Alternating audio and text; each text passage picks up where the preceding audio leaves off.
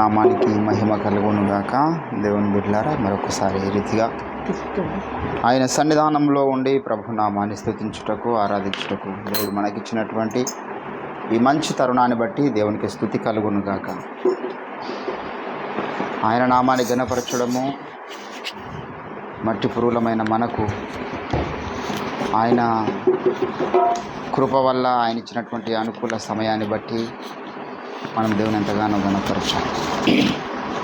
చిన్న ప్రార్థన చేసుకుందాం. స్తోత్రం తండ్రి, జీవించున్నవాడవు, మృతుడవైతివి కానీ సజీవుడవు నా తండ్రి. మా కొరకు మరలా ఈ లోకానికి రాబోతున్నటువంటి దేవుడు నీకు స్తోత్రాలు. దయగల తండ్రి, మరొకసారి మేము వేడుకొనుచున్నాం. మీ సన్నిధిని మాకు అనుగ్రహించండి. మా హృదయములలో నెమ్మది దయచేయండి. మీ అంత నిరీక్షణ కలిగి వేచి ఉన్నటువంటి మమ్మల్ని మీరు సిగ్గుపడనిచ్చే దేవుడో కాదు. మీ యొక్క క్రీస్తు మీ న్యాయపీఠం ముందు మేమందరం కూడా తలెత్తుకునే వారిగా మా జీవితాలు, ప్రార్థన జీవితాలు, మా విశ్వాస్యత, మా పరిశుద్ధత, మేము నమ్ముతున్నటువంటి నా తండ్రి బోధ, మీ చిత్తానుసారమైనటువంటి బోధలో మమ్మల్ని ప్రతిష్ఠించినారు, దర్శనములో మమ్మల్ని ప్రతిష్ఠించినారు, సత్యవాక్యంలో మమ్మల్ని ప్రతిష్ఠించినారు. మీకు స్తోత్రాలు. ఇది నీ ఉన్నతమైన ప్రణాళిక అని మేము నమ్ముతున్నాం. మేము మట్టి పురుగులము, ఏ మంచి లేనటువంటి వారు. నీ ప్రత్యేకమైన కాపుదల కొరకై నీకు స్తోత్రాలు చెల్లించుకున్నాం. జరుగుతున్నటువంటి కార్యక్రమం అంతటినీ మీ చేతికెత్తి పడుతున్నాం. సకల దుష్ట దురాత్మ దయ్యపు ఆటంకములను యేసునామమున గద్దిస్తూ బంధిస్తూ మీ ప్రసన్నత నిండుగా మెండుగా మీరే మాకు దయచేయమని ఈ ఆరాధన అంతటి ద్వారా మీరే మేము యేసుక్రీస్తు నామమున ప్రార్థన చేస్తుంటున్నాం తండ్రి. ఆమేన్.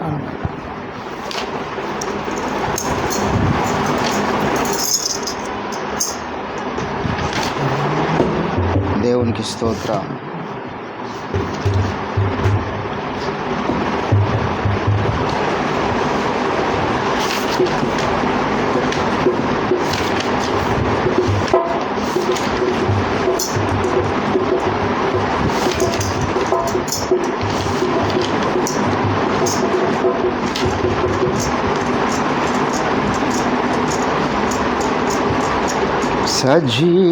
సజీవుడవైనా యేసయ్యా, నిన్నాశ్రయించిన నీ వారికి సహాయుడవై తృప్తి పరచితివే. సముద్రమంతా సమృద్ధితో ఆరాధించగలిలో అనుదినము కృప పొంది ఆరాధించగలిలో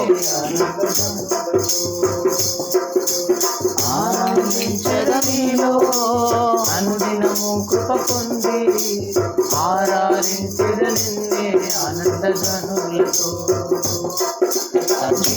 సజీవుడవైనా యేసయ్యా,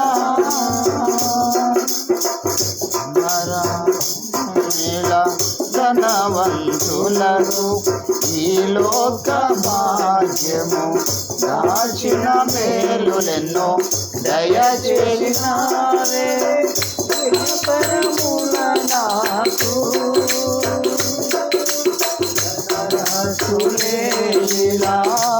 ధనవంతులకు ఈ లోక భాగ్యము దాచిన మేలులెన్నో దయచేసినావే.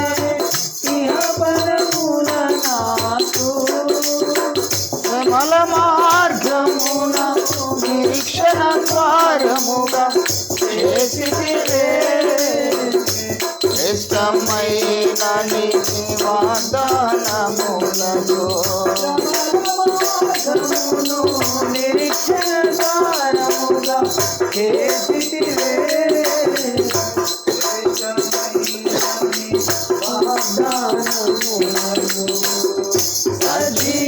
సజీవుడవైనా యేసయ్యా, నిన్నాశ్రయించిన వారికి సహాయుడవై తృప్తి పరచితివే.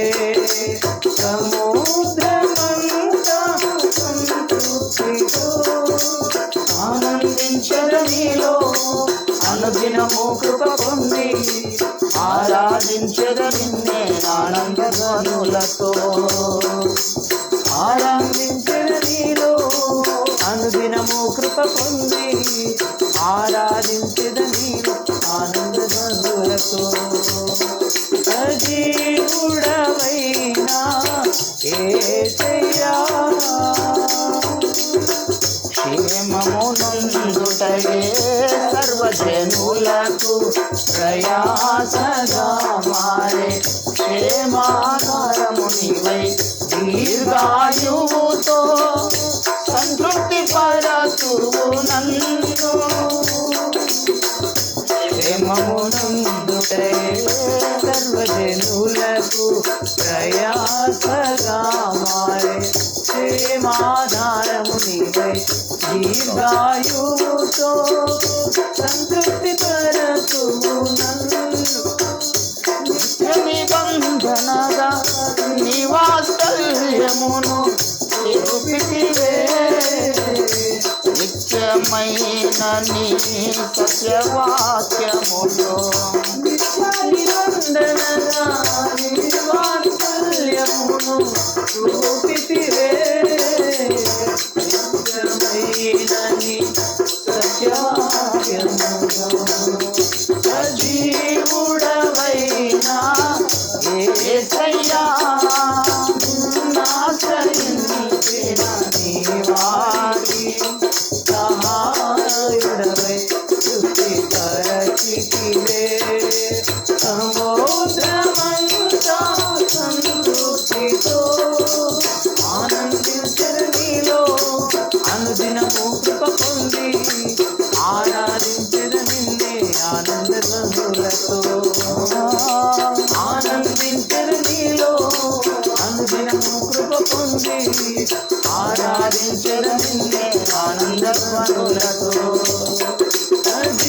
సజీవుడవైనా యేసయ్యా నలువదియేళ్ళు నీ స్వాస్థ్యమును మోసినది నీవే. నీ కృప కాంతిలో నా చెయ్యి విడువక నడిపించుతున్నది నీవే. నలువదియేళ్ళు నీ స్వాస్థ్యమును మోసినది నీవే. నీ కృప కాంతిలో నా చేయి విడువక నడిపించుతున్నది నీవే. పరమరాజంలో మహిమకు అనుగ్రహించితివే. పరిపూర్ణమైన నీ ఉపదేశమును పరమరాజ్యములో మహిమకు నింపుటకు అనుగ్రహించితివే. పరిపూర్ణమైన నీ ఉపదేశమును సజీవుడవైనా యేసయ్యా నిన్నాశ్రయించిన నీ వారికి సహాయుడవై తృప్తి పరచితివే. సముద్రమంతా సమృద్ధితో సజీవుడవైనా యేసయ్యా ఆశ్రయించిన నీ వారికి సహాయుడవై తృప్తి పరచితివే. సముద్రమంతా సమృద్ధితో ఆరాధించరు నీలో అనుదినము కృప పొంది ఆరాధించరు నిన్నే ఆనంద ధ్వనులతో. ఆనందించరు నీలో అనుదినము కృప పొంది ఆరాధించరు నిన్నే ఆనంద ధ్వనులతో. సజీవుడవైనా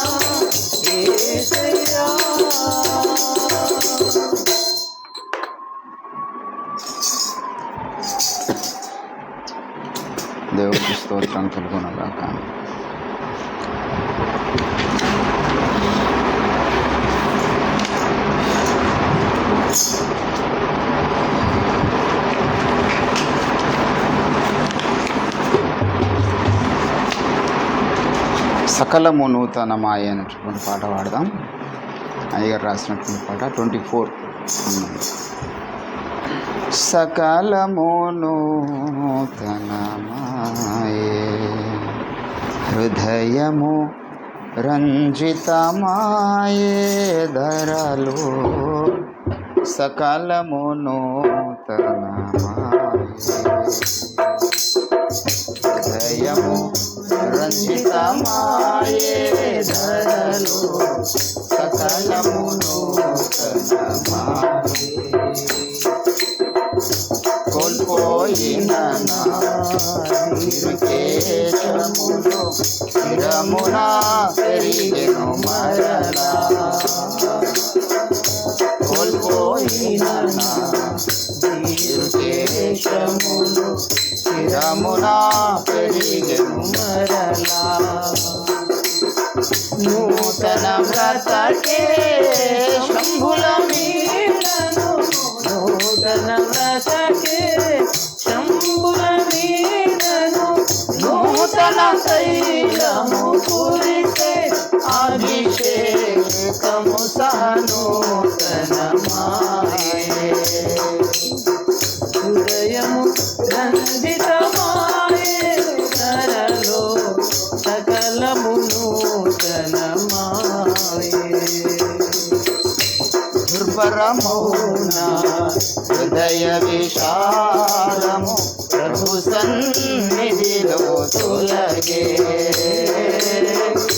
దుర్భరమౌనా హృదయ విశాలము ప్రభు సన్నిధిలో తొలగే ఖేదము తీర్చిన నాథుని పొగడగా ఖేదము తీర్చిన నాదుని పొగడగా హృదయములో స్తుతి పొంగే మదిలో గీతము నూతనమాయే హృదయం ధరలో సకలము నూతనమాయే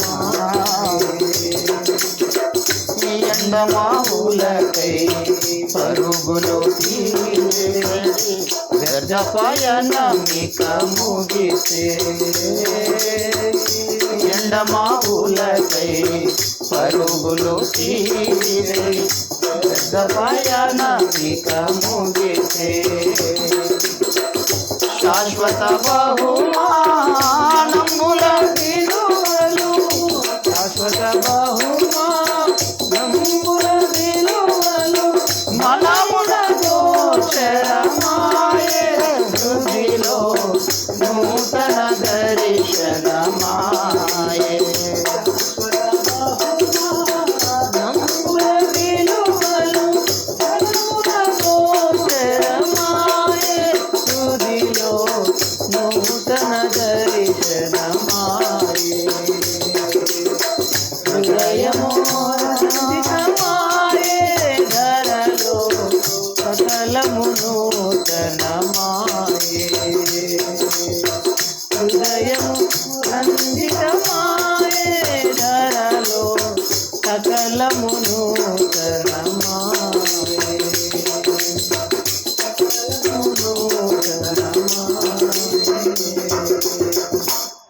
దేవుని నామానికి మహిమ కలుగును గాక. చివరిగా ఇంకో పాట పాడుకొని మనము కార్యక్రమంలో ముందుకు సాగుదాం.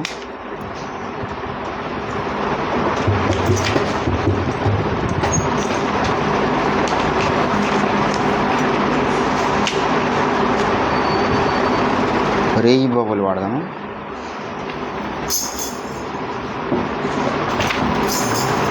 రేయింబవలు నాయార్తధ్వని నీ సన్నిధిలో వినబడుచున్నది. రేయింబవలు నాయార్తధ్వని నీ సన్నిధిలో వినబడుచున్నది.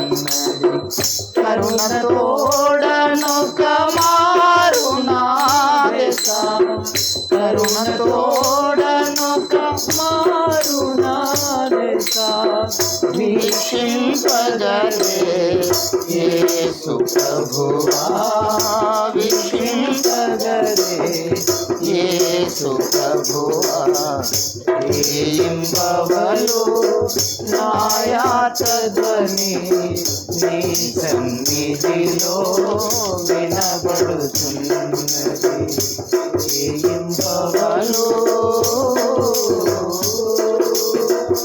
నా మార్గములను మెలకువగానే కాచుకొనుచునే నడచితి ప్రభువా నా మార్గములను మెలకువగానే కాచుకొనుచునే నడచితి ప్రభువా అయినను వేదనల్ అధికములాయెను అయినను వేదనల్ అధికములాయెను ఎదలో మంటయు రగిలెగదయ్యా ఎదలో మంటయు రగిలెగదయ్యా ఏయింబవలు నాయాత ధ్వని నీ సన్నిధిలో వినబడుచున్నది ఏయింబవలు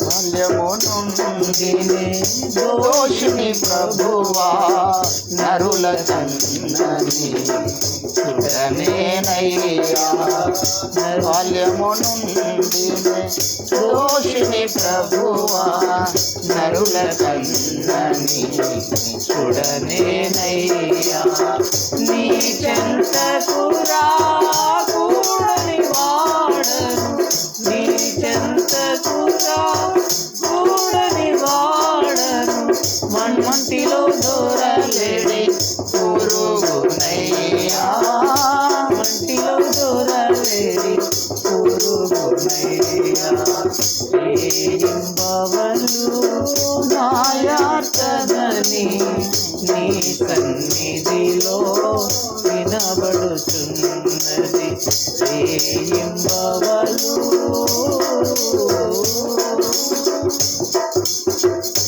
ఏకాకిని వెదితుడనయ్యా అధికంబులు నా గాయములయ్యా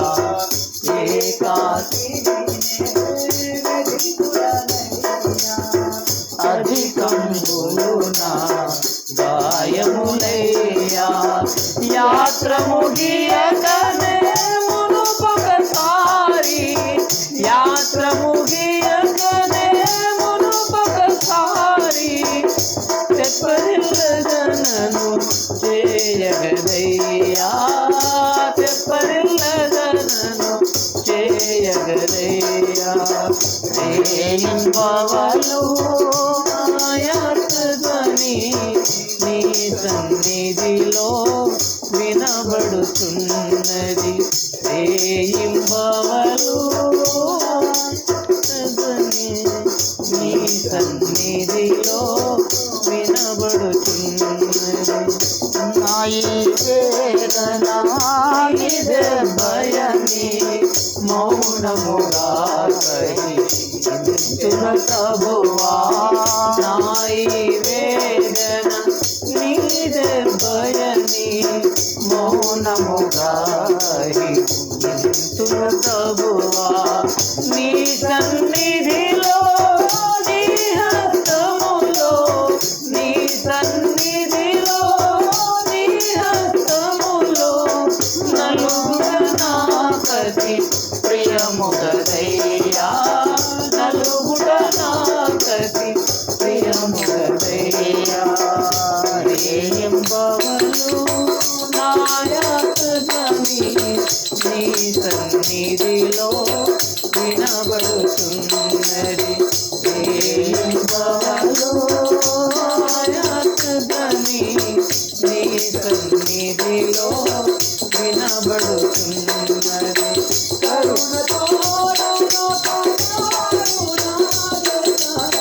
కరుణ తోడను కమారునాదెత వీక్షింపగదే యేసు ప్రభువా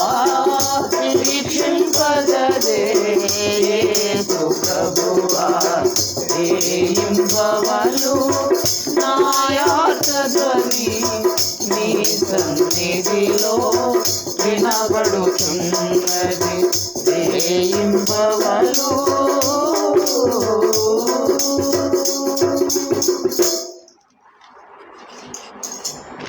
దేవుని పరిశుద్ధ నామానికి మహిమ కలుగును గాక.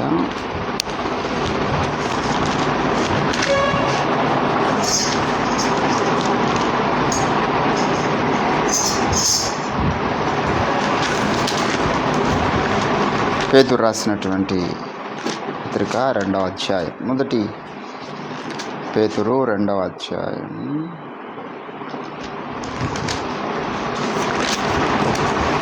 దయచేసి 15-16 వచనాలు చదువుదాం.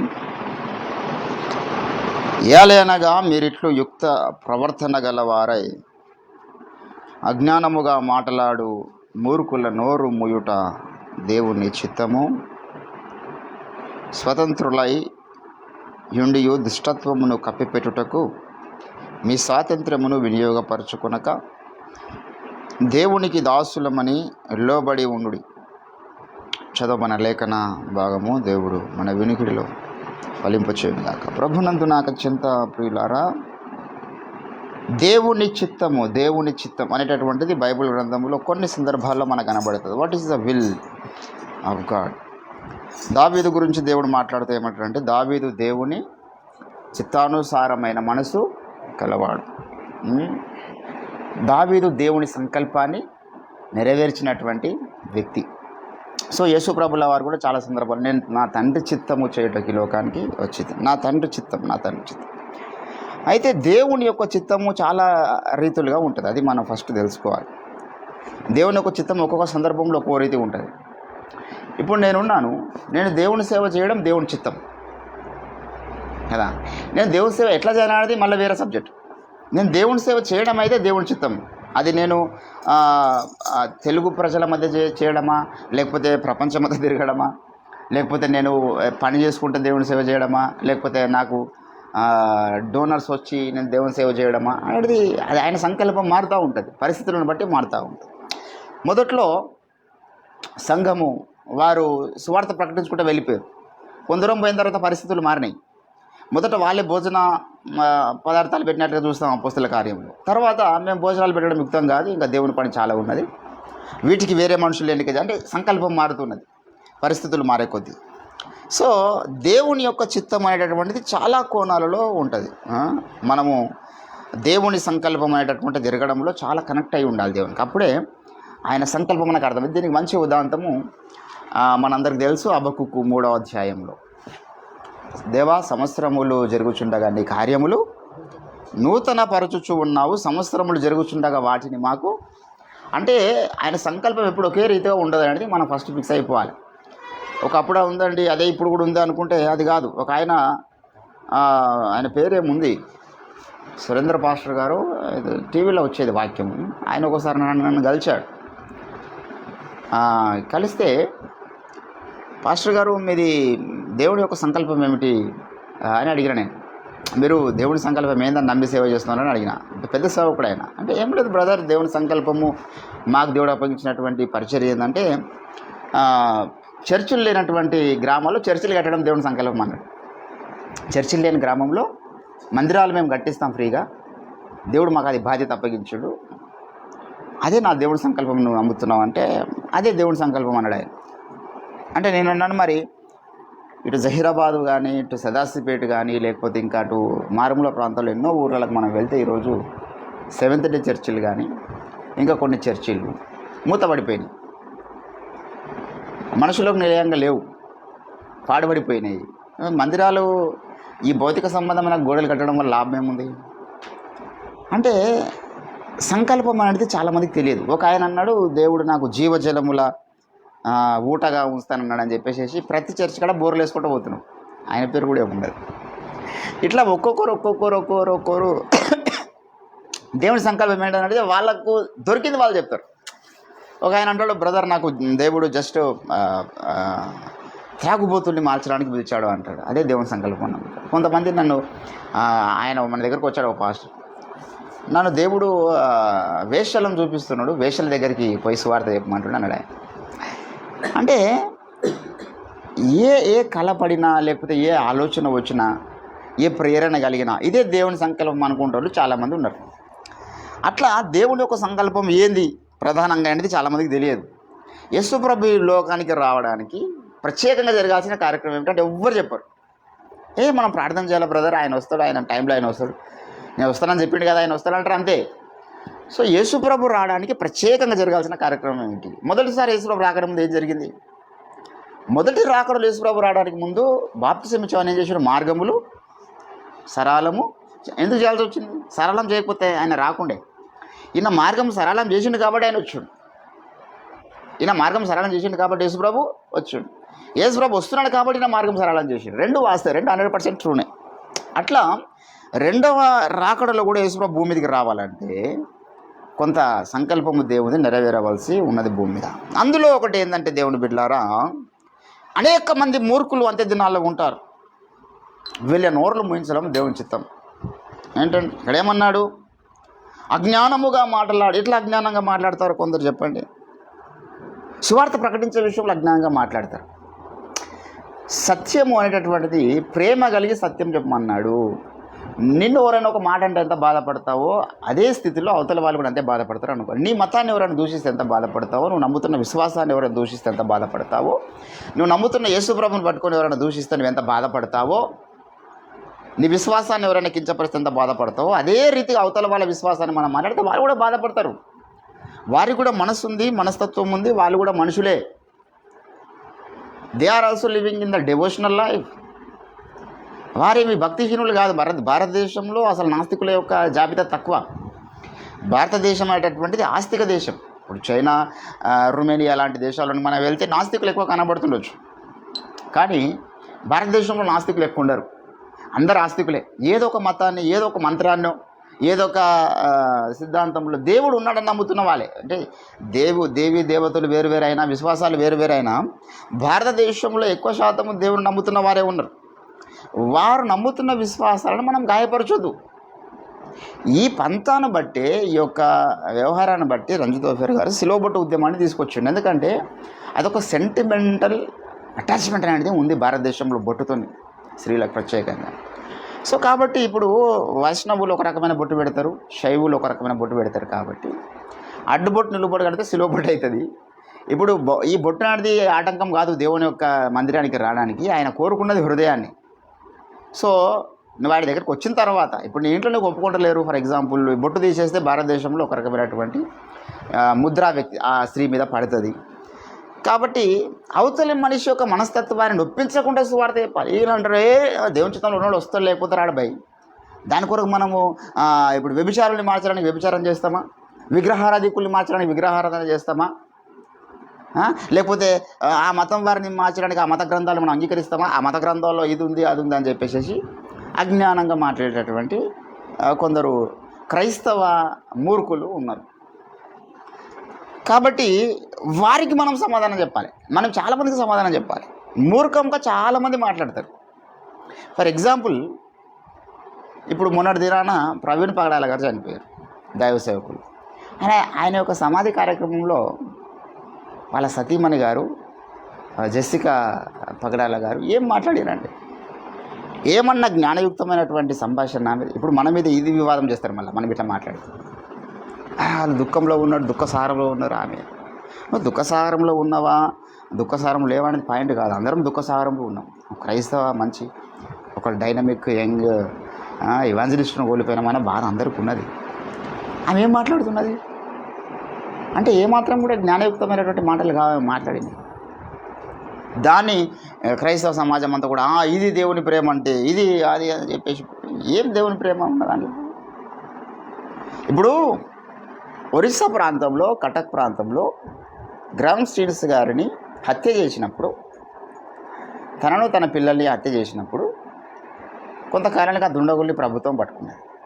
అప్పుడు కూడా దేశమంతా ర్యాలీలు జరిగినాయి. దేశమంతా కూడా క్రైస్తవులంతా కూడా రోడ్లు ఎక్కారు. అధారా సింగ్ అనేటటువంటి వ్యక్తిని ప్రభుత్వం తీసుకొచ్చి నిలబెట్టి కోర్టులో వాళ్ళ భార్యని అడిగింది, అమ్మ మీ భర్తను నిష్కారణంగా వీళ్ళు చంపారు, ఈమెను నువ్వేం చేయమంటే అది వీళ్ళకి చేస్తాం మేము. నువ్వు ఉరిశిక్ష ఏమంటే ఈ వ్యక్తులకు ఉరిశిక్ష వేస్తాము, నువ్వు జీవితకాలం జైలు వేయమంటే జైలు వేస్తాము, నువ్వేది చెప్తే అదే, నీ నిర్ణయమే మా నిర్ణయం అన్నారు అప్పుడు కోర్టు వాళ్ళు. అప్పుడు గ్రామ్ స్టీన్స్ గారి యొక్క సతీమణి గారు ఏమన్నారంటే, ఆమె ప్రార్థన చేసి, పర్వాలేదండి, ఇప్పుడు వారికి చంపినా నా భర్త తిరిగాడు, వారికి జీవితకాలం జైలు వేసినా నా భర్త తిరిగాడు, నా భర్త చనిపోయాడు, ఆయన హతసాక్ష్యం మరణించాల్సి ఉన్నదేమో, దేవుని యొక్క చిత్తంలో చనిపోయాడు, నాకైతే బాధ వేదన ఉన్నది, ఆ లోటు ఎవరు తీర్చలేరు, కానీ ఇప్పుడు వీళ్ళని చంపడం వల్ల ప్రయోజనం లేదు, నేను వారిని క్షమిస్తున్నా, వారి బ్రతికి యేసుప్రభుని తెలుసుకోవడమే నాకు కావాలన్నదాన్ని, వారి బ్రతికి నా యేసయ్య ప్రేమను తెలుసుకుంటే చాలని అన్నది. వాళ్ళు కూడా ఆశ్చర్యపడ్డారు ఆమె యొక్క తీర్పును చూసి. మరి ఇప్పుడు ప్రవీణ్ పగడాల గారి విషయంలో ఏమని అన్నారా? దొరికిర్రా దోషులు? దోషులు ఎవరు దొరకలే, అది హత్యనో కాదో తెలియదు, హత్య చేసిన వాడు ఎవడో తెలియదు, చేస్తే అది ఒకవేళ యాక్సిడెంటో తెలియదు, ఇప్పటికీ ప్రభుత్వం దాన్ని డిక్లేర్ చేయలేదు. మరి మైక్ పట్టుకొని నేను వాళ్ళని క్షమిస్తున్నా, నా భర్త అంటే ఇది ఎక్కడ క్షమాపణ? యేసుప్రభు కే పౌల్ గారు అన్నారు అందుకే ఈరోజు నిన్న ఒక వీడియోలో అన్నారు, యేసుప్రభుల వారే ఒక వ్యక్తి ఒప్పుకోకపోతే క్షమించాడు ఆయన, ఈవెన్ జీసస్ క్రైస్ట్. అంటే యేసుప్రభు కంటే గొప్పదా ప్రవీణ్ పగడాల గారి భార్య అని కే పౌల్ గారు ప్రశ్నించారు. అమ్మ నువ్వు ఎవరు క్షమిస్తున్నావు? వాళ్ళు ఒప్పుకున్నారు ఏమన్నా? వాళ్ళు దొరికిరా దోషులు? వారిని ఏమన్నా ప్రభుత్వం శిక్షిస్తానని చెప్తున్నదా? లేకపోతే వాళ్ళు క్షమించమని అడిగిరా? ఇది జ్ఞానయుక్తమైనటువంటి ఆలోచన కాదు, ఆమె జ్ఞానం లేకుండానే మాట్లాడుతున్నది. ఏంటంటే ఇప్పుడు భర్త చనిపోయినప్పుడు చట్ట ప్రకారంగా మనం చట్టాన్ని గౌరవిస్తున్నాం, చట్టాన్ని మనం వాడుకోవాలి బ్రతికినంత కాలం. పౌలు చట్టాన్ని వాడుకున్నాడు. రోమిడు నన్ను నీవు తీర్పు తెచ్చకుండా నువ్వు శిక్షకి ఎట్లా అప్పగిస్తావని ప్రశ్నించాడు. మరి ఈమె చట్టాలను గౌరవిస్తున్నానంటది, నమ్ముతానంటది, తర్వాత వారిని క్షమిస్తున్నాను అంటే దాన్ని ఈ బ్యాచ్ అంతా కూడా వైరల్ చేయడం. అంటే ఈమె యేసు ప్రభువు కంటే గొప్పదా అడగకముందే క్షమించడానికి? అంటే జ్ఞానము, లౌకిక జ్ఞానము లేదు, లోక జ్ఞానము లేదు. ఇట్లా చాలామంది ఉన్నారు క్రైస్తవ సమాజం. ఒకవేళ ఈరోజు ఆర్కేపీ కానీ లేకపోతే ఆర్ఎంపీ ఈరోజు రాష్ట్రీయ మత్స్య పరిస్థితిగా మార్చబడి మనం ఇన్వాల్వ్ అయ్యి ఉంటే మనం దోషులను శిక్ష పడేంత వరకు వదిలిపెట్టాం. రంజిత్ ఓబీర్ గారు ఇప్పటిదాకా కొన్ని వందల మంది మీద చట్ట ప్రకారంగా వాళ్ళు యాక్షన్స్ తీసుకున్నారు. మనం ఇన్వాల్వ్ అయితే కథ వేరే ఉంటుంది, కానీ వీళ్ళ స్టాండ్ తెలవాలి ముందుగానే అన్నయ్య గారు. ఇప్పుడు వీళ్ళ స్టాండే బలహీనంగా ఉన్నది. ప్రవీణ్ పగడాల గారి యొక్క సతీమణి గారు కానీ వారి యొక్క బంధువులు కానీ వాళ్ళే స్టాండ్ స్థిరంగా లేదు. లేదంటే మాకు వాస్తవాలు వాళ్ళు రిపోర్ట్ వచ్చిన తర్వాత కూడా మాకు దోషులు మేము నమ్మతలేమంటే మరొకసారి రీపోస్ట్ మార్టం చేస్తారు, ఇంకేదైనా చేస్తారు. ఇప్పుడు వాళ్ళే సపోర్ట్ కాకుండా అంత వాళ్ళు ఏమనంటే మాకు థ్రెట్ ఉంది, మేము వివాదంలో వెళ్ళదలుచుకోలేము అంటున్నారు. అంత థ్రెట్ ఉండి అంత ప్రాణభయంతో ఉంటే వాళ్ళు ఏం చేశారు బిడ్డలు? అరే యేసు ప్రభే చెప్పిండు, నమ్మినప్పుడు చెప్పిండు ఆయన, నా నామం నిమిత్తం అనేకులు మిమ్మల్ని చంపుతారు, దూషిస్తారు అన్నాడు. ఈ మరణ భయం ఉన్నటువంటి వ్యక్తులు ఇంకా ఏం ఫైట్ చేస్తారు? అంటే చాలామంది అజ్ఞానముగా మాట్లాడే వాళ్ళు ఉన్నారు, చాలామంది మూర్ఖముగా మాట్లాడే వాళ్ళు ఉన్నారు. ఏంటంటే ఫర్ ఎగ్జాంపుల్ ఇప్పుడు వందలాది మంది రోడ్లు ఎక్కారు క్రైస్తవ సమాజం 2 తెలుగు రాష్ట్రాలలో. ఏమన్నా లాభం వచ్చింది? ఏమన్నా ప్రయోజనం వచ్చిందా? ఏమన్నా ప్రయోజనం జరిగిందా? ఏమన్నా మేలు కొంత రవ్వంతరైన క్రైస్తవ సమాజానికి జరిగిందా? 2 ప్రభుత్వాలు ఈరోజు చూసినాయి. హైదరాబాద్లో కిక్కిరిసి పేరు జనం ఆయన సమాధి కార్యక్రమం రోజు మొత్తం అక్కడి నుంచి వైఎంసీ కా నుంచి సమాధి జరిగేటటువంటి స్థలం వరకు ట్రాఫిక్ జామ్, మొత్తం రోడ్లు ఫుల్ అయిపోయింది. కొన్ని వందల వేల మంది వచ్చారు. కాకినాడలో ర్యాలీలు చేస్తూ వచ్చారు, బాపట్లలో ర్యాలీలు చేస్తూ వచ్చారు. ఇన్ని వేల మంది అన్ని పనులు మానేసేసి రోడ్లెక్కి ఎంతో ఖర్చు పెట్టుకొని చేశారు. ఏముంది ఫలితం? ఏముంది? శూన్యం. అంటే పోరాడేటటువంటి కోణం కూడా క్రైస్తవులకు తెలియదు. అది మనం ఎట్లా పోరాటం చేయాలి? మనం రోడ్లెక్కి రాస్తారోకోలు చేసి లేకపోతే శాంతి ర్యాలీలు చేసి మన మెమోరాండం అప్పగిస్తే ఆ మెమోరాండం తీసుకుపోయి పక్కకు పడేస్తారు. మన మెమోరాండానికి ఎవరు విలువీయడు. నువ్వు ఇదే వాయిస్ ఇట్లా వినిపించాలనుకుంటున్న వాయిస్ క్రైస్తవుల పక్షాన చట్టసభల్లో వినిపించాలంటున్నాడు. అందుకే మన గురువు గారు, మీరు 1,00,000 మంది రోడ్ ఎక్కారు కదా, ఆ ప్రాంతంలో 1,00,000 మంది కలిసి ఒక ఎమ్మెల్యేని ఎన్నిక చేసుకోనండి. ఆ ఒక ఎమ్మెల్యే చాలు. వాడు గట్టిగా స్టాండ్ వాడు అసెంబ్లీలో మాట్లాడితే చట్ట ప్రకారంగా యాక్షన్స్ ప్రభుత్వమే తీసుకుంటుంది. ఎందుకంటే ఒక ప్రజాప్రతినిధి ఒక కాన్స్టిట్యున్సీ కొన్ని మండలాలకు కొంతమంది ప్రజలకు ప్రతినిధిగా మాట్లాడుతున్నాడు కాబట్టి అప్పుడు స్పందిస్తారు. టీడీపీ ఎంపీ గారు ఒక ఆయన పేరేమున్నది,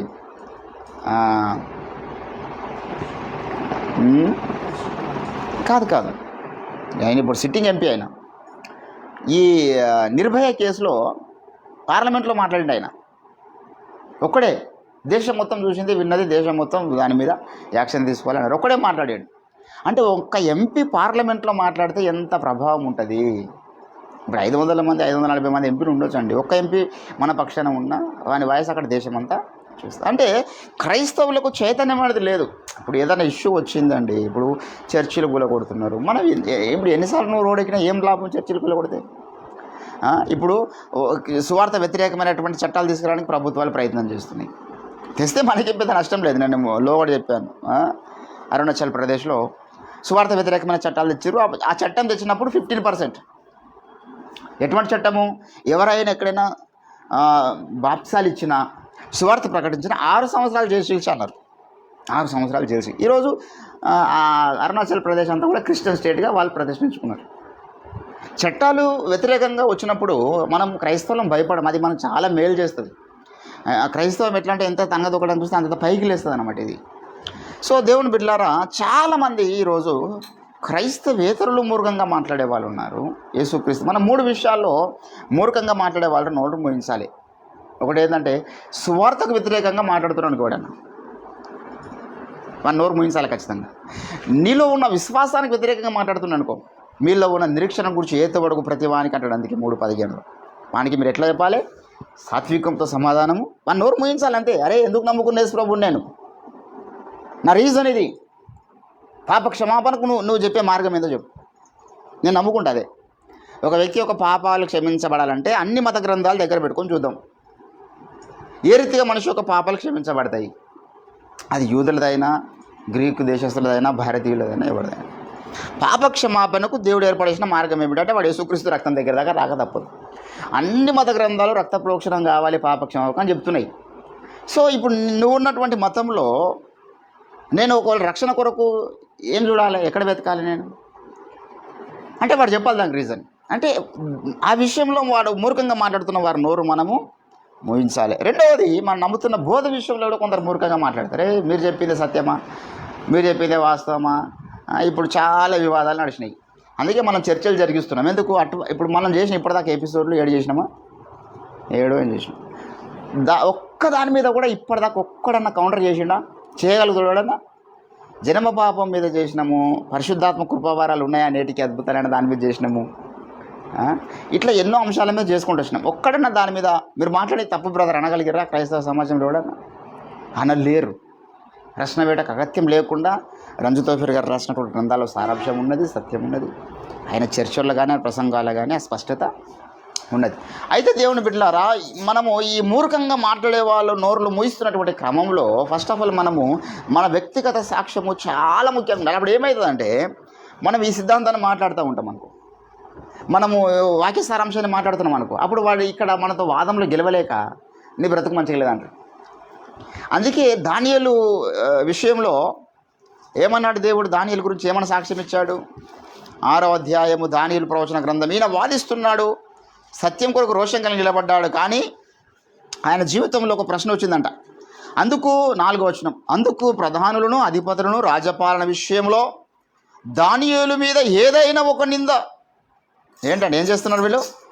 ఏదైనా ఒక నింద మోపవలనని ఉండి తగిన హేతువు కనిపెట్టుచూ ఉండిరి.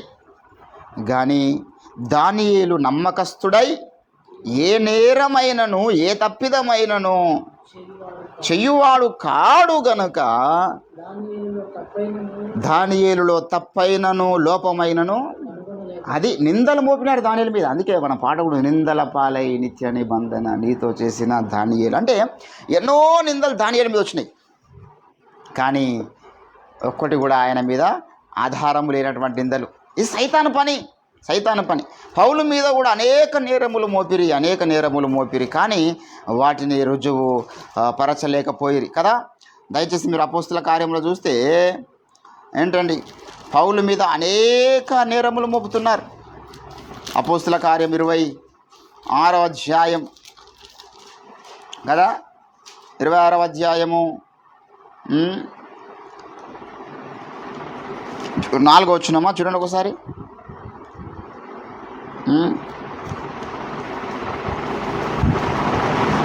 ఆయా ప్రాంతాల నుంచి వచ్చిన వారు పౌలు మీద అనేక నేరములు మోపడానికి వాళ్ళు సిద్ధపడి ఉన్నారు. చదవండి, 4వ వచనం చదవండి.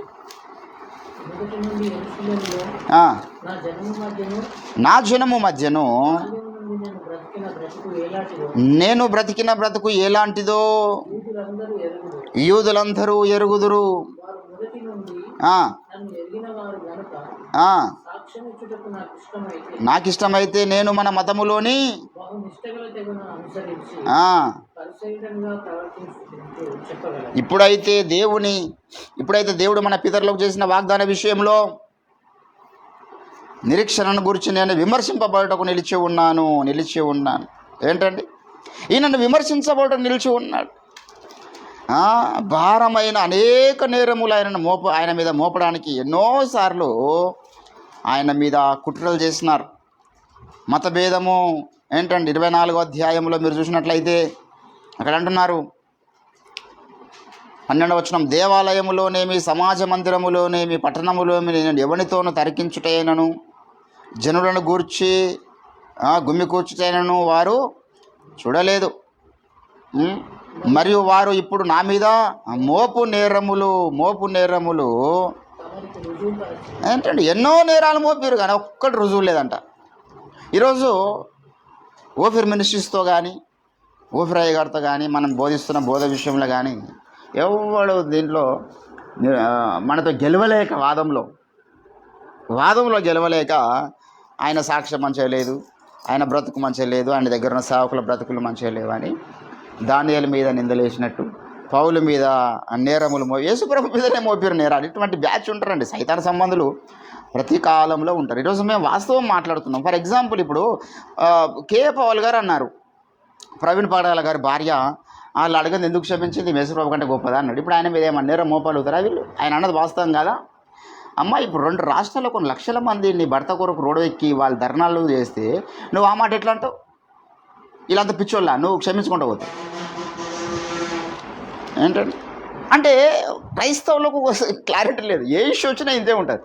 ఇప్పుడు రేపు ఎలక్షన్స్ వచ్చినాయి అనుకో, ఇప్పుడు ఇన్ని దాడులు జరుగుతున్నాయి కదా బ్రదర్, క్రైస్తవులమంతా మనం ఒక పార్టీకి మద్దతు ఇచ్చి లేకపోతే మనమే ఒక పార్టీ పెట్టుకొని గెలవగలిగే స్థలాలలో మనం గెలవడానికి ప్రయత్నం చేద్దాం.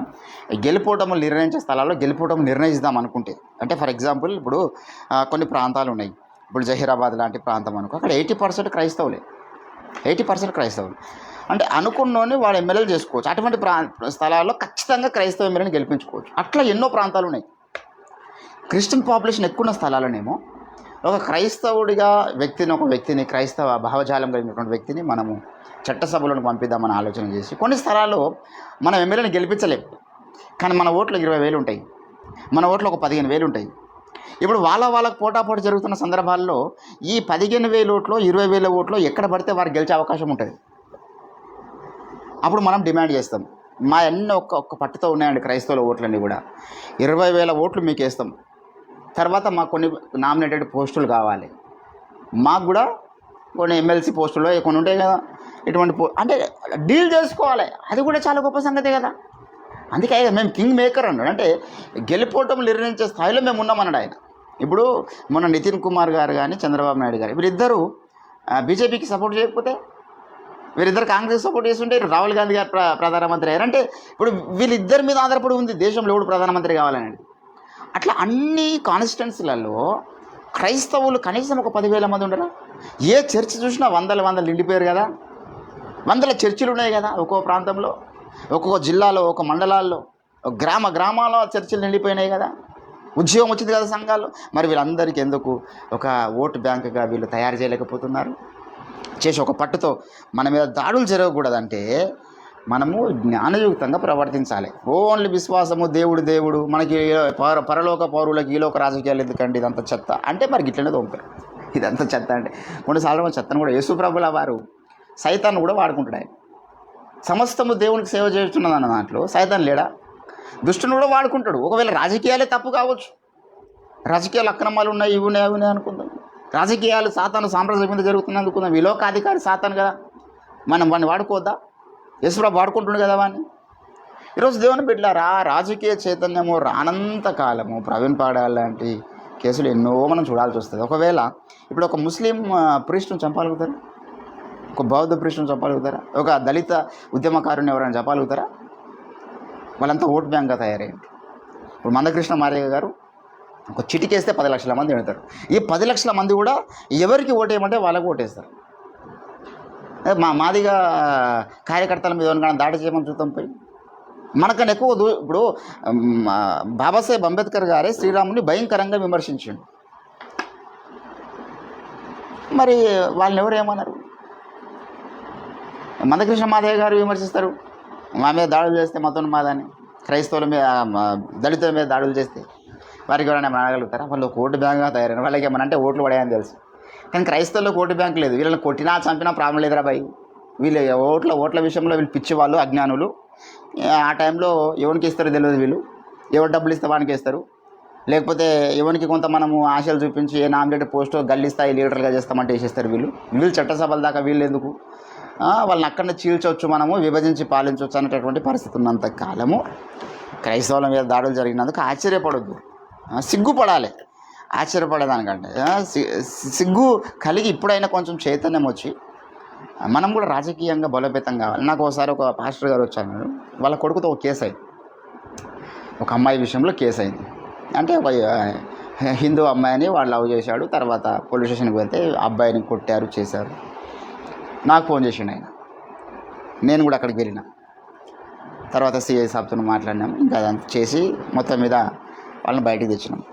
ఆ అబ్బాయి 2 రోజులు జైల్లో ఉన్నాడు.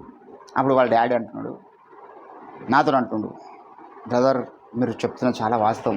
మీరు కానీ మీ గురువు గారు రంజిత్ గారు చెప్పే విషయం మనకు ఒక ఎమ్మెల్యే నన్ను తెలిసిన వ్యక్తి ఉండాలి, ఒక స్టేట్ లెవెల్ లీడర్ ఎవడన్నా ఒకడు ఉండాలి, లేకపోతే ఎవడు మన మాట వింటాడు?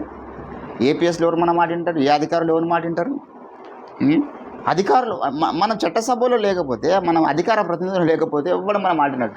వాడు ఎంత పెద్ద పాస్టర్ అయినా తప్పు చేసినా తీసుకుపోయి రహస్యంగా వానికి కౌన్సిలింగ్ ఇస్తారేమో. ఇప్పుడు అట్లా ఒక బీజేపీ వ్యక్తికి ఇవ్వమని, ఒక బీఆర్ఎస్ వ్యక్తికి ఇవ్వమని, లేకపోతే ఒక పొలిటికల్ లీడర్ ఎవరైనా ఎవరికి ఇయ్యరు అట్లా.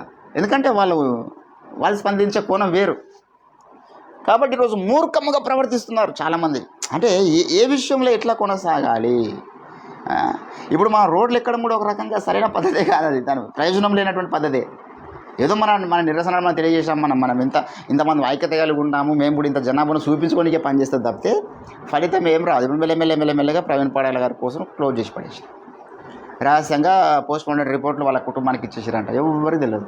మరి అసంటోడు అంతకుముందు ఎస్పీ లెవెల్లో ప్రెస్ మీట్ పెట్టి మేము దాని మీద మేము ఇది చేస్తాము, ఇన్వెస్టిగేషన్ చేస్తాము అది అని చెప్పారు. తర్వాత ఇన్వెస్టిగేషన్ ఏమైందో, మరి పోస్ట్ మార్టం రిపోర్ట్ ఏమొచ్చిందో ఎవరికి తెలియదు. రహస్యంగా పోయి వాళ్ళ ఫ్యామిలీ వాళ్ళకు ఆ రిపోర్ట్లు తెచ్చుకున్నారని ఒక వార్త అయితే వస్తున్నది. మరి ఇప్పుడు ఎవరు పిచ్చోళ్ళు చెప్పండి? రోడ్లు ఎక్కిన ప్రజలు పిచ్చోళ్ళ, కుటుంబస్తులు పిచ్చోళ్ళ, మనం ఖండించిన వాళ్ళని పిచ్చోళ్ళము? మొత్తం మీద క్రైస్తవ సమాజం అంతా అదే స్థితిలో ఉంది. కాబట్టి మూర్ఖంగా ప్రవర్తించేటటువంటి జోన్లో యుక్తి లేదు. ఇలాగూ మనం యుక్తి గలవారమై అన్నాడు. ఇలాగూ మనం యుక్తి గలవారమై మూర్ఖంగా ప్రవర్తించే వారి నోరులు మన జ్ఞానయుక్తంగా మూయించాలి, వారిని రెచ్చగొట్టకుండా మూయించాలి. ఏంటంటే ఇప్పుడు యేసు ప్రభుల వారి గురించి ఒక వ్యక్తి అన్నాడు, దాని మీద 100 మంది పాస్టర్లు రెస్పాండ్ అయ్యారు. 3 మేకులు పీక్కొని ఉన్నవాడు దేవుడు ఎట్లా? దాన్ని మన జ్ఞానయుక్తంగా ఎదుర్కోవాలి. అరే యేసుప్రభు 3 మేకులు కాదైనా 30 మేకులు కొట్టిన దిగాయి ఆయనకు. నీకు అర్థం కాలేదు ఒక విషయం. అటువంటి పరిస్థితులు నువ్వు నమ్ముతున్న మతంలో ఎన్నో ఉన్నాయి కదా. దేవుడు అనేవానికి ఏ లోపాలు లేనివాడే మీరు దేవుడు నమ్ముతున్నారా? ఒక ఆయన అన్నాడు, యేసుప్రభు అసలు ఆయన పెళ్లి చేసుకున్నాడండి, ఆయనకు పిల్లలు ఉన్నారని చరిత్రలో ఉన్నాయి ఆధారాలు, ఆయన పెళ్లి చేసుకున్నాడు అని మాట్లాడి. మరి పెళ్లి చేసుకుంటే దేవుడు కదా? ఒకవేళ అదే సిద్ధాంతం చేద్దామా? జ్ఞానయుక్తంగా మాట్లాడదాం. సరే బ్రదర్, యేసుప్రభుకి పెళ్ళైంది కాబట్టి ఆయన దేవుడు కాదంటున్నావు కదా. ఆయన పెళ్ళైంది కాబట్టి దేవుడు కాదంటే మరి భారతదేశంలో ఇన్ని కోట్ల మంది ఉన్నారు, ఎంతమంది పెళ్ళి కాకుండా ఉన్నారు? మరి అందరు పెళ్ళైన వాళ్ళని దేవుడు అని నమ్ముతున్నావు కదా. యేసుప్రభుకి పెళ్ళి అయితే నష్టమేమో అంటే లాజికల్గా మాట్లాడుతున్నప్పుడు తార్కికంగా కూడా వ్యక్తి ఆలోచనలో పడతాడు. అని దూషించడం వల్ల ప్రయోజనం ఏముంది? మనం దూషించి వారి మతాలను దూషించి వారి మత గ్రంథాలను దూషిస్తున్నటువంటి క్రైస్తవ మూర్ఖులు కూడా చాలామంది ఉన్నారు. స్వార్థ భారం లేదు, ప్రేమ లేదు. మనం ఒకటే నమ్ముతున్నాం ఏంటంటే మనము వానికి ప్రేమతో చెప్పినప్పుడు దేవుని చిత్తంలో ఉంటే వాడు రక్షించబడతాడు. దేవుని చిత్తంలో లేకపోతే నేను చెప్పినా రక్షించబడు. అది అల్టిమేట్. మనం ఎందుకు అందరికి గెలుకుతాం, అందరికి స్వార్థ చెప్తాం? వీళ్ళు దేవుని చిత్తంలో ఉన్నాడేమో, నా ద్వారా దేవుడు పలికించినప్పుడు వాడు మారుమూడిసి పొందే అవకాశం ఉంటుందని చెప్తాం. అంతవరకే. వాడు మారుమూడిసి పొందలేడు, ఒక లైట్గా తీసుకుంటాం. బీపీ పెంచుకోవడం ఉండదు. ఆ వ్యక్తులను వదిలిపెడతాం. ఇంకా 100 మంది కోట్ల మంది మనం బతికినంత కాలం ఇది మన నైతిక బాధ్యత స్వార్థ చెప్పడం. అందరూ మారుతారు, భారతదేశాన్ని అంతా మార్చారనేటటువంటి ఉద్దేశం కాదు. కానీ కొంతమంది మూర్ఖంగా మాట్లాడి సమాజంలో చెడ్డ పేరు తెస్తున్నారు, మతాల మధ్య విద్వేషాలు రెచ్చగొడుతున్నారు. దేవుని బిడ్డలారా, ఇది జ్ఞానయుక్తమైనటువంటి పని కాదు. రెండవది ఏంటంటే, ప్రవీణ్ పగడాల గారి యొక్క సతీమణి గారు జెస్సికా సిస్టర్ గారు కూడా ఈ విషయంలో మారుమనసు పొందాలని ఆమె చాలా పెద్ద పొరపాటు చేసింది. కోరుకుని తెలివి తక్కువ ప్రేమను చూపించొద్దు మనం ఎవరికి పడితే వారికి. తెలివి తక్కువ ప్రేమను చూపిస్తే కూడా దేవుని ప్రేమ అన్యాయం అయిపోతుంది. కాబట్టి ఆ సిస్టర్ గారు కూడా కొంత దేవుని యొక్క నిజమైనటువంటి ప్రణాళికను తెలుసుకొని ఎప్పుడు ఎవరిని ఎక్కడ ఎలా క్షమించాలి, ఎప్పుడు క్షమించాలి, ఎలా క్షమించాలి. ఇప్పుడు ఆమెనే దేవుని స్థానంలో ఉందనుకో, ఎప్పుడు క్షమాపణ అడుగుతలే, అందరూ క్షమించకూడదు. మా సైతాన్ని కూడా అడుగుడు క్షమాపణ, వాడిని కూడా క్షమిస్తుందా? దేవుడు క్షమించరు, వాడు క్షమాపణ అడిగినా క్షమించరు. వాడిని ఎందుకు క్షమించాలి? వాడు చేసిన నష్టం ఎంత? కొంతమందికి దేవుడే క్షమిస్తలేడండి. ఎన్నో ఉండే ఆధారం. ఆ తర్వాత కయ్యను కన్నీళ్లు విడిచినాడు, ఏశావు కన్నీళ్లు విడిచినాడు. క్షమించిండు దేవుడు? మారు మనసు పొందని అవకాశం దొరకలేదు వారికి. దేవుడే క్షమించాలి. పోరాబైన క్షమాపణ లేదు అన్నాడు దేవుడు. అడిగినోనికే, కన్నీళ్లు గార్చినోనికే క్షమించలేడు దేవుడు. మరి ఆ యొక్క ప్రాప్త కలిగిన ఎప్పుడు వస్తుంది క్రైస్తవులు?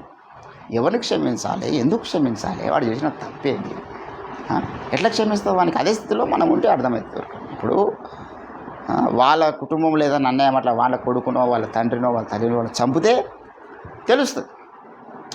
మరి ఆమె ఏం భర్త పట్ల ప్రేమ కలిగి ఉన్నదో, ఎంత ఎమోషనల్ అటాచ్మెంట్ ఉందో మనకు తెలియదు. కానీ అలాగ మాట్లాడడం అయితే క్రైస్తవ సమాజానికి నచ్చలేదు, ప్రత్యేకంగా మనకు నచ్చలేదు.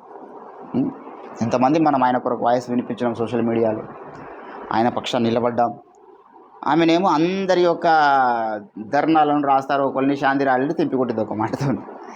కాబట్టి ఇటువంటి పరిస్థితుల్లో క్రైస్తవ సమాజం ఉన్నందుకు మనం చాలా చాలా మరి బాధపడుతున్నాం. దేవుడే అందరికీ జ్ఞాన హృదయం దయచేయాలి. జ్ఞాన హృదయం దయచేసి రాజకీయ చైతన్యం దయచేయాలి. ఎప్పుడు ఏ రీతిగా మన క్షమాపణ ఎటువంటిది ఉండాలనో దేవుడు అటువంటి జ్ఞానం దయచేయాలి. ఎటువంటి ప్రేమ మనం చూపించాలి. ఎవరిని పెడితే వాడిని కూడా మనం ప్రేమించొద్దు. దేవుడు అందరినీ ప్రేమించాడు. సైతాన్ని కూడా దేవుడు ప్రేమిస్తాడా? సైతాన సమూహాన్ని దేవుడు ప్రేమిస్తాడా? కోరావు సమాజాన్ని దేవుడు ప్రేమిస్తాడా? తృణీకరించుడు వారిని. ఏవో సమాజంలో రావద్దని వాడికి బయటికి వానికి ఎట్లా ప్రేమిస్తాడంటే దేవుడు? కొంతమందిని మనం ప్రేమించొద్దు. ఆ ప్రాప్త కాలజ్ఞత ఉండాలి. కొంతమందిని మనము పూర్ణ ద్వేషం కలిగి ఉండాలి. కొంతమంది అదే ఇదేం క్రైస్తవం పై వీళ్ళంతా ఉగ్రవాదులు అంతా వీళ్ళు అవలగాడు అట్లా మాట్లాడుతున్నాడు. ఉగ్రవాదులు ఇప్పుడు దావీదు పూర్ణ ద్వేషం కలిగి ఉన్నాడు కొంతమంది మీద. అది ఉగ్రవాదమా? దేవుని మనసు దేవునికే ఉన్నది. ఏంటంటే నిన్న దినాన్ని చూపిద్దాం అనుకుని మర్చిపోయినాను లేఖనం. అది దినవృత్తాంతముల గ్రంథములో 36వ అధ్యాయం, దినవృత్తాంతములు 2వ దినవృత్తాంతములు 36వ అధ్యాయము 15 వచనం నుంచి చూస్తే 36:15 వారి పితరుల దేవుడైన యెహోవా తన జనులయందు తన నివాస స్థలములందు కటాక్షము గలవాడై వారి యొద్దకు తన దూతల ద్వారా వర్తమానం పంపుచూ వచ్చను. ఆయన పెద్దల కడ లేచి పంపుచూ వచ్చినను వారు దేవుని దూతలను ఎగతాళి చేయుచు, ఎగతాళి వ్యంగ్యంగా మాట్లాడతారంట. దేవుని దూతల్ని ఎగతాళి చేస్తున్నారు. ఎగతాళి చేయుచు ఆయన వాక్యమును తృణీకరించుచు రాగా, ఆయన ప్రవక్తలను హింసించుచు రాగా నివారింప శక్యము కాని దేవుని కోపం ఎక్కడ పోయింది? మరి ప్రేమ దేవుంది. నివారింప శక్యము కానీ ప్రేమ వచ్చిందంట దేవుని యొద్ద నుండి. మరి అది ఎప్పుడు వస్తుందో మనకు? ఆ లక్షణం ఎప్పుడు వస్తుంది మనలో? కొన్నిసార్లు అదే ప్రదర్శించాలి మనం. కాబట్టి దేవుని బిడ్డలారా, ఈరోజు క్రైస్తవులకు ఒకటే కోణంలో మనం ప్రేమించాలి బ్రదర్, మనం ప్రేమించాలి, మనం ఒక చంప కొడితే ఇంకో చంపియాలి, మనం ఎవరి మీద ద్వేషం పెంచుకోదు, ఎవరి మీద కక్షలు పెంచుకోదు. అరే అమ్మాయి ఆడ అసలు క్రైస్తవుడే కాదు. కేవలం ప్రేమ ప్రేమ ప్రేమ అన్నమాట క్రైస్తవుడే కాదు. నిజ క్రైస్తవంలో ప్రేమ ఉంటుంది, అదే స్థాయిలో ద్వేషం ఉంటుంది, అన్నీ ఉంటాయి. దేవునిలో ఎన్ని లక్షణాలు ఉన్నాయి అవన్నీ. దేవునిలో కోపం ఉందా లేదా? ఇప్పుడు చూసిన మన మనలో ఎందుకు ఉండదు కోపం? దేవుడు కొంతమంది క్షమిస్తలేడు కదా, మరి మనం ఎందుకు క్షమించాలి? కాబట్టి ఈరోజు ఒక నూతన దేవ మాకు జ్ఞాన హృదయం దయచు, మాకు జ్ఞాన హృదయం దయచు. మేము ఎవరితో ఎక్కడ ఏ రీతిగా మాట్లాడాలనో, ఏ రీతిగా మూర్ఖుల నోరులు మోయించాలనో క్రైస్తవ సమాజానికి ప్రత్యేకంగా మీ జ్ఞానం చేత నింపండి ప్రభు అంటూ మనం ప్రార్థన చేద్దాం. దేవుడే క్రైస్తవ సమాజానికి అట్టి జ్ఞానం అనుగ్రహించునుగాక. స్తోత్రం తండ్రి, విత్తబడినటువంటి వాక్యాన్ని ఫలింపజేయండి. ఈరోజు క్రైస్తవ సమాజము ఎన్నో విషయాలలో అజ్ఞానంలో ఉన్నది. కారణం, నువ్వు పంపిన ప్రవక్తను వాళ్ళు దూషిస్తూ, ఎగతాళి చేస్తూ, హింసిస్తూ రాగా అనేటటువంటి మాటలు మేము చదువుకున్నాం. నువ్వు పంపిన ప్రవక్తను తృణీకరిస్తున్నారు, జ్ఞానంలో చైతన్యం లేదు అయ్యా. మరి ఈ లోకంలో ఏ రీతిగా కూడా వారు చైతన్యవంతులుగా లేరు, స్పిరిచువల్గా చైతన్యవంతులు లేరు. ఏ రీతిగా నీ రాకడ కొరకు సిద్ధపడాలనో ఆ విషయంలో చైతన్యం లేదు క్రైస్తవ సమాజంలో. కారణం, నీ యొక్క ప్రవక్తను వాళ్ళు నిరాకరిస్తూ వచ్చారు, తృణీకరిస్తూ వచ్చారు. దయగల తండ్రి, మరి మూర్ఖంగా మాట్లాడుతున్న వారికి ఎట్లా నోరులు మోయించాలను, వారి మనసు నొప్పించకుండా ఏ రీతిగా నోరు మోయించాలను, ఏ రీతిగా వారిని క్రీస్తు ప్రకటించాలనో ఈరోజు చాలామందికి తెలియదు. అజ్ఞానంలో ఎంతోమంది క్రైస్తవులుగా పిలువబడుతున్న వారు ఉన్నారు. వారి కన్నులు వెలిగించండి.